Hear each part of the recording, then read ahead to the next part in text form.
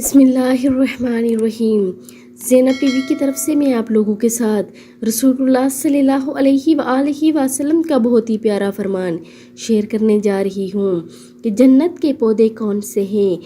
امام ترمذی نے حضرت ابن مسعود رضی اللہ تعالیٰ عنہ سے روایت نقل کی ہے۔ انہوں نے بیان کیا کہ رسول اللہ صلی اللہ علیہ وآلہ وسلم نے ارشاد فرمایا کہ اسرا والی رات میں نے ابراہیم علیہ السلام سے ملاقات کی تو انہوں نے فرمایا، اے محمد صلی اللہ علیہ وآلہ وسلم، اپنی امت کو میرا سلام کہیے اور انہیں بتلائیے کہ جنت پاکیزہ مٹی اور شرعی پانی والی اور درختوں سے خالی زمین ہے، اور یقیناً ان کے پودے صرف یہ ہیں، سبحان اللہ والحمد للہ ولا الہ الا اللہ واللہ اکبر۔